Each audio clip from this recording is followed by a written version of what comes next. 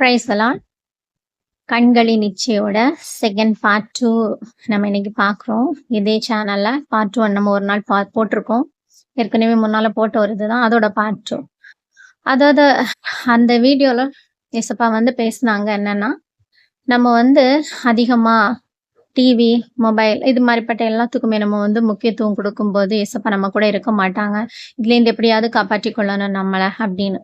So இன்னைக்கு நாம பார்க்கறது அதே தாங்க, பட் வேற ஒரு விதமா. அதோட நம்ம எப்படி இதுல இருந்து தப்பிக்கலாம் பாருங்க. உன் வலது கண் உனக்கு இடரல் உண்டாக்கினால் டோரிட் அவே, அப்படியே தூக்கி பிடுங்கி போடு. அது உன் சரீரத்துக்குள்ள இருந்தே பிடுங்கிரு. அது உன் கூட இருந்து உனக்கு பிரச்சனை உண்டு பண்ணுகிறத வரை அது இல்லாமல் இருக்கிறது நல்லம்னு சொல்ற அளவுக்கு அந்த வார்த்தை நம்ம ஸ்ட்ராங்கா சொல்லுது. பிடுங்கி போடணுங்கிறது இல்லைங்க, பட் அவ்வளவு ஸ்ட்ராங் அந்த வார்த்தை நம்ம கூட பேசுது. ஏசப்பா சொல்றாங்க, கண்ணு கரெக்டா இருந்தா உன் சரீரம் ஃபுல்லா வெளிச்சமா இருக்கும். உன் கண்ணு உனக்கு கரெக்டா இல்லைன்னா நீ இருட்டுக்குள்ள போயிடுவ. இருட்டுனா பிசாசு, அது உன் சரீரத்தை ஃபுல்லா டார்க்னஸ்க்குள்ளால கொண்டு போயிடும். உனக்குள்ளால இருள் வந்துச்சுன்னா என்ன நீ பார்க்கவே முடியாது. உன் வாழ்க்கை இருள் நிறைந்ததா இருக்கும். அங்க சமாதானம் இல்லை, சந்தோஷம் இல்லை. ஒரு இடத்துல கூட நீ வந்து அதாவது ஃபார் மெடிசினுக்கு கூட சந்தோஷம் சமாதானங்கிறத பார்க்கவே முடியாது. ஆனா என் கூட இருக்கிறவங்க நான் எதுவுமே இல்லைன்னாலும் சந்தோஷமா சமாதானமா இருக்காங்க அப்படின்னு ஏசப்பா சொல்றாங்க. இருக்க வைப்பேன்னு சொல்றாங்க. பாருங்க, ஏன் இந்த கண்களின் இச்சை எனக்கு ரொம்ப கஷ்டம்ல. நம்ம வந்து ஏற்கனவே பைபிள்ல சாலமோன் ஐயாவை நமக்கு தெரியும், தாவீது ஐயாவோட மகன். இந்த சாலமோன் ஐயா கூட என் கண்களுக்கு நான் ஒன்றையும் விளக்கினதில்லை, என் கண்ணு போனபடியெல்லாம் நான் விட்டு கொடுத்தேன் அப்படின்னு வசனத்துல சொல்லுவாரு பாருங்க. ஸோ இங்க நாம பாக்குறது என்னன்னா, இந்த கண்ணு ரொம்ப ரொம்ப ரொம்ப கேடுங்க. கண்ணு மெயினா கண்ணு தான், அடுத்து காது வாய் எல்லாம் இருக்கு. இந்த கண்ணுனால பாக்குறது தான் உள்ள அதிகமா போகுது. அதாவது ஒரு பிக்சரே நமக்கு எல்லா விஷயத்தையும் டிஸ்கிரைப் பண்ணிடும் பாருங்க. ஒரு பிக்சர் பார்த்தா போதும். அதனாலதான் இன்னைக்கு ஃபிலிம் இண்டஸ்ட்ரி ரொம்ப அதிகமா அவங்க வளர்ந்துட்டு இருக்காங்க பிசாசுக்குள்ளால.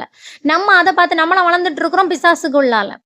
படம் பாக்குறதுல என்ன எல்லாம் பாஸ்டர்ஸ்ல இருந்து கிறிஸ்டியன் ஃபேமிலிஸ் படம் பாக்குறதுல என்ன, பிலிம்ஸ்ல என்ன இருக்கு, சீரியல்ஸ்ல என்ன இருக்கு, ஒன்னும் கிடையாது. வாழ்க்கைய நரகத்துக்கு கொண்டு போற எல்லாமே இருக்கு.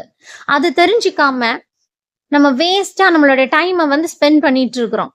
அப்புறமா இன்னைக்கு நிறைய நம்ம வந்து அதாவது 99.9% நம்ம அடிமைத்தனத்துக்குள்ள இருக்கிறது கண்களின் இச்சைனா மொபைல் போன்.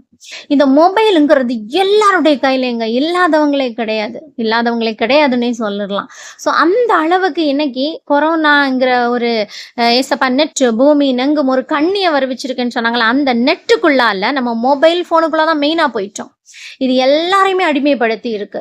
எப்போ பாரு மொபைல் போன் கையில. மொபைல் என்னன்னா அது எவ்வளவு பெரிய பாஸ்டா இருக்கட்டும், யாரா இருக்கட்டும், இல்ல லோ கிளாஸா இருக்கட்டும், லோவா இருக்கட்டும், எல்லாருக்குமே மொபைல் இல்லைன்னா ஒன்றும் இல்லைங்க. அந்த மாதிரி ஒரு லைஃபுக்குள்ளால போயிட்டு இருக்கிறோம். அந்த மொபைல் என்ன பண்ணுதுன்னா நம்மளுடைய வாழ்க்கையை அழிச்சு போடுது. நம்மளோட டைம், அதாவது ஏசப்பாக நம்ம கொடுக்கறது என்ன தெரியுமாங்க, டைம் தான். நம்ம கொடுக்கறதுக்கு நம்மளால முடிஞ்சதே நம்ம டைம் தான். டைமை கொடுத்தாதான் நம்ம ஆத்மாவை அவருக்கு வந்து கொடுக்க முடியும். ஆத்மா அவருக்குள்ளால திருப்தி ஆகும். நம்ம டைமை கொடுக்காம எப்படிங்க ஆத்மா திருப்தி ஆகும்? நான் ப்ரேயர் பண்ணிட்டே இருக்கேன், எப்படி பண்ணிட்டே இருப்பீங்க?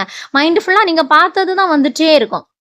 கண்களின் இச்சை கண்ணுக்குள்ள கண் உனக்கு வெளிச்சமா இருந்ததுன்னா, தெளிவா இருந்ததுன்னா, இருள் சரீரம் வந்து வெளிச்சமா இருக்கும். உன் கண்ணுக்குள்ள வெளிச்சம் இல்லைனாலும் இருள் தான் ஆட்டோமேட்டிக்காவே. இன்னொன்னு இதுக்கு கூட நம்ம அடிஷனலா வர இருளை ஏத்துக்கிறோம். சோ அது நம்ம சரீரத்தையே இருளுக்குள்ளால கொண்டு போகும். இருளா நிறைஞ்சிட்டுன்னா என்னங்க ஆகும்? சரீரம் நோய்கள். பாவம் கூடும்போது நோய், இச்சை கூடும்போது நோய். இன்னைக்கு எல்லா இடங்கள்லயும் நோய், சிந்தனை தப்பா போயிட்டு இருக்கு. சரீரத்தின் அவயங்கள் எல்லாம் தப்பு கோப்பு கொடுக்கிறோம்.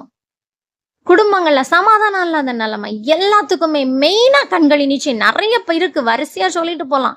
எல்லாத்தையும் 3ல வந்து ஒரு 3 காரியத்துக்குள்ளால யோவான் ஐயா வந்து அப்படியே வந்து ஷார்ட் அவுட் பண்றாங்க. கண்களின் இச்சை, ஜீவனத்தின் பெருமை, மாம்சத்தின் இச்சைகள்னு.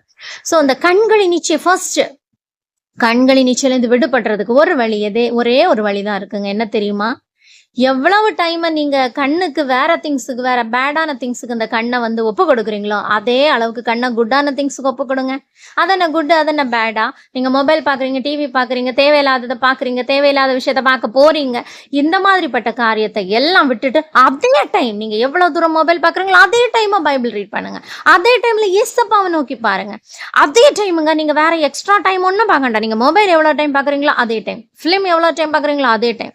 தேவையில்லாம ஒருத்தவங்களை வீட்டுல நேரத்துல போய் வேற காரியத்தை பாக்குறேன், அவளை பார்க்க போறேன், இவளை பார்க்க போறேன், அவனை பார்க்க போறேன், இவனை பார்க்க போறேன், வேஸ்டா என்னெல்லாம் பாக்குறீங்களோ அந்த அவ்வளவு டைம் மட்டும் கொடுத்தா போதும். வேற எக்ஸ்ட்ரா டைம் நீங்க கொடுக்கவே வேண்டாம் ஏசப்பா கிட்ட. நீங்க இந்த டைமை கொடுத்து பாருங்க. இந்த டைம் நீங்க எது உள்ள போகுதோ அது உங்களுக்குள்ளால இருந்து வெளியில புறப்படும் வசனம் சொல்லுது. ஸோ எது உங்களுக்குள்ளால போகுதோ அது உங்களுக்கு வெளியில வரும்போது ஏசப்பா உங்களுக்குள்ளால ஆளுகை செய்கிறவரா இருப்பாங்க. ஆளுகை செய்யும்போது பாவத்திலேருந்து விலகிக்கலாம், சமாதானத்தை பெற்றுக்கொள்ளலாம், சந்தோஷம் வந்துடும். உங்க ஆத்துமாவை நீங்க அழிவுக்கு தப்புவிக்கலாம். ஆத்துமா அறிவில்லாமல் இருப்பது நல்லது இல்லைங்க. ஸோ இந்த கண்களின் நிச்சயக்குள்ளால யாராவது இருந்தீங்கன்னா தயவு செய்து அந்த டைம் இந்த ஏசப்பா சமூகத்துல அந்த டைமை நீங்க கொடுத்தீங்கன்னா, எதுக்கோ கொடுத்ததெல்லாம் இதுக்கு ஏசப்பா சமூகத்துல இந்த நல்ல காரியத்துக்காக அதை கொடுத்தீங்கன்னா இது உங்க ஆத்மாவை காப்பாற்ற மட்டும் இல்ல, உங்களுடைய வாழ்க்கையும் மாறும், அடிமைத்தனம் மாறும். நீங்க அடிமைத்தனத்துக்குள்ள இருக்கீங்க, நீங்க அது கூட தெரியல, யூ ஆர் அண்டர் கேப்டிவிட்டி, அது கூட நமக்கு தெரியல. பாருங்க, நான் எந்த அடிமைத்தனத்துல இருக்கிறேன்னு. ஜாலியா இருக்கலாம், பார்க்கும்போது ஜாலியா தாங்க இருக்கும். ஆனா போகிறது நரகமா இருக்கும்னால உங்களுக்கு ஜாலியா போவீங்களா? அது என்னங்க, செத்த பிறகு நான் எங்க போனா என்ன, உலகமே நரகம் மாதிரி தான் இருக்கு. இப்படியெல்லாம் டைலாக் பேசிட்டு இருந்தீங்கன்னா ஒன்றும் ப்ராப்ளம் இல்லை, நீங்க எங்க வேணாலும் போய்க்கோங்க. ஆனா பரலோகத்துக்கு போகணும்னு வாஞ்சி இருக்கிறவங்க, தப்பணும்னு தோன்றவங்க, தயவு செய்து உங்களோட டைம் ஏசப்பா சமூகத்துல கொடுங்க. இதுல இருந்து ஏசப்பா உங்களை ஈஸியா காப்பாற்றிடுவாங்க. Thank you Jesus. ஆமென்.